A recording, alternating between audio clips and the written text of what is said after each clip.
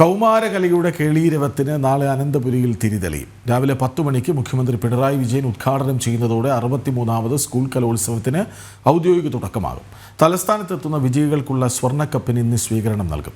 മേളയ്ക്കുള്ള പ്രതിഭകൾ തലസ്ഥാനത്ത് എത്തിത്തുടങ്ങി. വിവരങ്ങളുമായി രശ്മി കാർത്തിക ഒപ്പം ചേരുന്നു. രശ്മി, ഇനി അങ്ങോട്ട് ആഘോഷത്തിൻ്റെ, ആരവത്തിൻ്റെ, ആസ്വാദനത്തിൻ്റെ ദിവസങ്ങളാണ്. 5 ദിവസങ്ങൾ.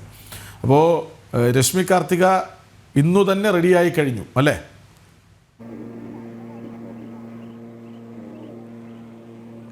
അതേ കൃഷ്ണരാജ്, ഞാൻ മാത്രമല്ല, നമ്മുടെ എല്ലാ റിപ്പോർട്ടർമാരും റെഡിയാണ്.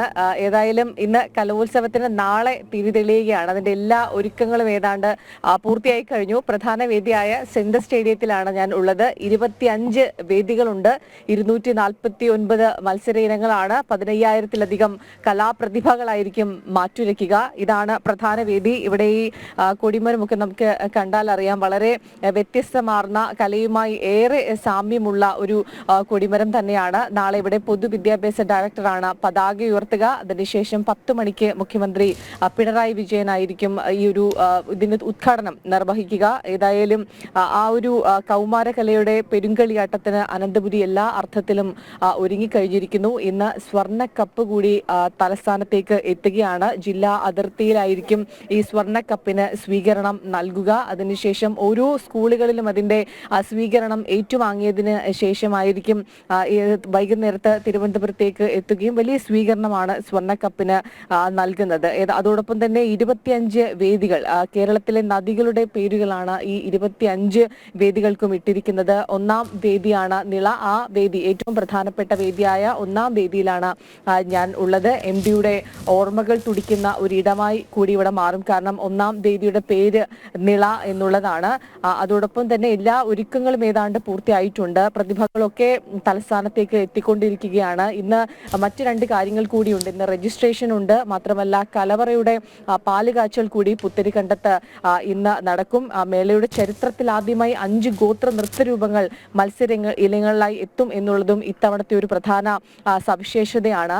കാസർഗോഡ് നിന്ന് ആരംഭിച്ച സ്വർണ്ണക്കപ്പ് ഘോഷയാത്രയ്ക്ക് ഇന്ന് വലിയ രീതിയിലുള്ള ഒരു സ്വീകരണം നൽകും. മന്ത്രി ചിഞ്ചുറാണിയിൽ നിന്ന് വി ശിവൻകുട്ടിയാണ് ഈ ഒരു സ്വർണ്ണക്കപ്പ് ഏറ്റുവാങ്ങുന്നത്. 30ഓളം സ്കൂളുകളിൽ മത്സരാർത്ഥികൾക്കുള്ള താമസ സൗകര്യമൊക്കെ എല്ലാം ഒരുക്കിയിട്ടുണ്ട്. ഏതായാലും കലാമേളയ്ക്ക് നാളെ അനന്തപുരിയിൽ തിരിതെളിയുകയാണ്. അതിന്റെ എല്ലാ ഒരുക്കങ്ങളും, എല്ലാ വേദികളും, 25 വേദികളും ഏതാണ്ട് സജ്ജമായിട്ടുണ്ട്. നമ്മളിപ്പോൾ ദൃശ്യത്തിൽ കാണുന്നതാണ് പ്രധാന വേദി, 1-ാം വേദിയായിട്ടുള്ള നിള. ഏതായാലും ആ കലാമാമാങ്കത്തിന്, കൗമാരകലയുടെ പെരുങ്കളിയാട്ടത്തിന് അനന്തപുരി എല്ലാ അർത്ഥത്തിലും ഒരുങ്ങിക്കഴിഞ്ഞിട്ടുണ്ട്. പ്രതിഭകളൊക്കെ തന്നെ ഇപ്പോൾ തലസ്ഥാനത്തേക്ക് എത്തി തുടങ്ങി എന്നുള്ളതാണ് നമുക്ക് മനസ്സിലാക്കാൻ കഴിയുന്നത്. രശ്മി, കലോത്സവം എന്ന് കേൾക്കുമ്പോൾ നമ്മുടെ കുട്ടിക്കാലം കൂടി ഓർമ്മ വരുമല്ലോ. രശ്മി പണ്ട് കലോത്സവത്തിൽ പങ്കെടുത്തിട്ടുണ്ടോ? ഏതെങ്കിലും ഐറ്റം അവിടെ ഉണ്ടാവുമോ എന്നും കൂടി നമുക്ക് അറിയേണ്ടതുണ്ടല്ലേ?